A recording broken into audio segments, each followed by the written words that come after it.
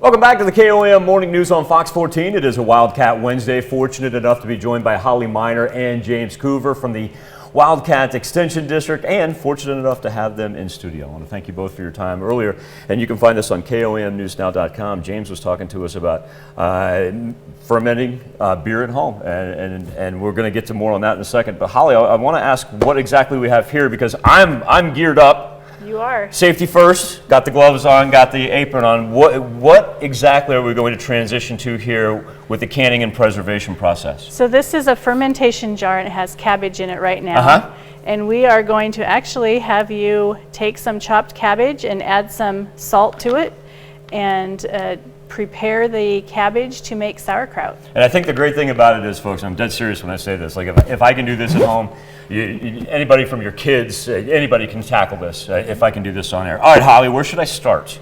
So I took a head of cabbage and we chopped it up, and this is about 1 pound.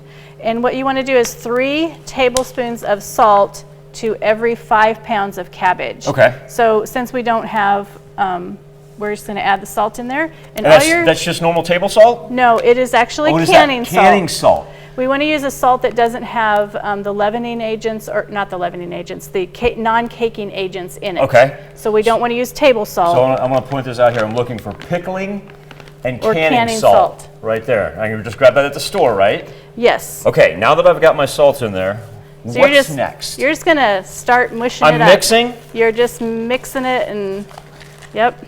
Okay, while I'm mixing, James, I'm going to transition over to you, because earlier, when you were walking us through the fermentation process, when you make your home beer, for anybody who, because you've been doing this a while, for anybody that may find it interesting to get into this, how can they contact you and get started?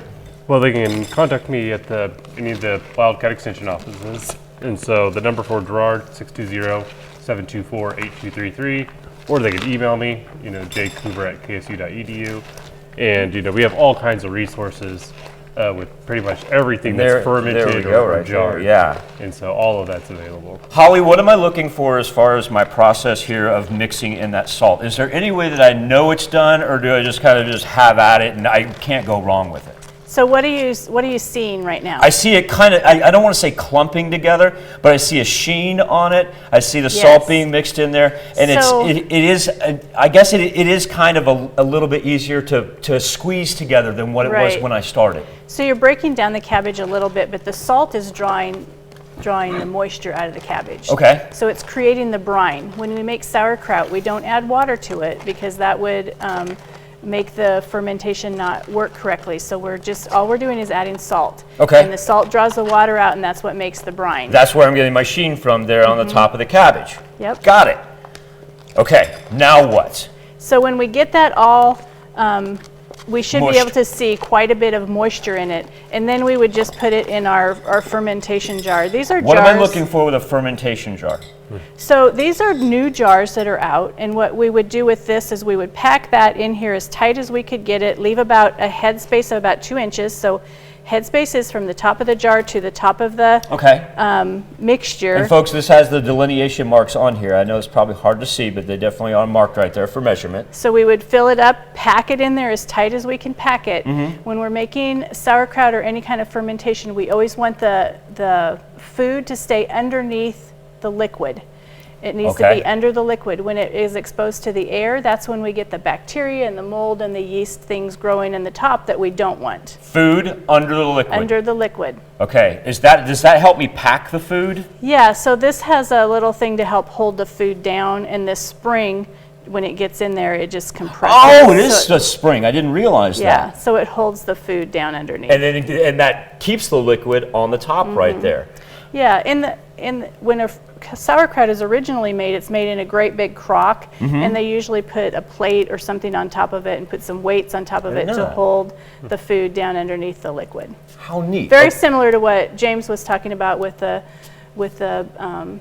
the brewing process. Now, James was talking about with the brewing process, I found this amazing when he talked about the fermentation and whatnot, and that being able to do that at room temperature. When I transition over into something like sauerkraut, what am I looking at temperature-wise, or is it something I need to be wary about, or now that I've got it safely in there, am I kind of good to go? Yeah, and 68 to 72 degrees room temperature. If your temperature is lower, and it's probably the same with your brewing, when you're brewing your beers, the lower the temperature, the longer the fermentation process is going to take. Warmer temperature is going to ferment a little bit faster. Amazing. I never thought about how a couple degrees could make that much of a difference. And we want to keep this in the dark. Okay. So keep it out of the light, out of sunlight, let that fermentation process happen. How long would you say the fermentation process specifically for sauerkraut would go? 2 to 4 weeks. Wow, so I do need to plan ahead a little bit. Well, while I'm planning ahead, Holly, as far as people wanting to contact you, because I know you gave a number of classes, also too, Holly's a great online YouTube resource for videos as well. How do we get in touch with you? You can email me at haminer, M-I-N-E-R, at ksu.edu, or you can call me at the Independence office in the Wildcat District, which is 620-331-2690. Now, as we look forward into the summer, great hobby for those of you that want to pick up the beer making, and Holly and I were talking, this is gardening season. People are going to be getting ready. Are we going to have any road shows as far as in-person demonstrations? So we will in August and September. I'll be doing Awesome. some food preservation classes, but right now we want to get our pressure canners ready. So we're going to do some pressure canner testing. Every year your dial gauge pressure canner should be checked to make sure it's accurate, so that when we're into that produce season and we're trying to do that canning, we know that our canner is accurate, our food is going to be processed at a safe temperature. And so if you have any questions about calibration or how to safely do that, make sure you contact either Holly or James and they can walk you through that process. I want to thank you for really explaining how easy this is as well. Like I said, folks, I'm not making fun of myself when I do. If I can do this, anybody at home is going to find this extremely easy. And you guys are both a wealth of information. Yeah, thank you so much. Thank you very much for joining us on this Wildcat Wednesday. Once again, James Coover, Holly Miner from the Wildcat Extension District of the K-State Research and Extension Office. And we'll be back with more KOAM Morning News on Fox 14 right after this.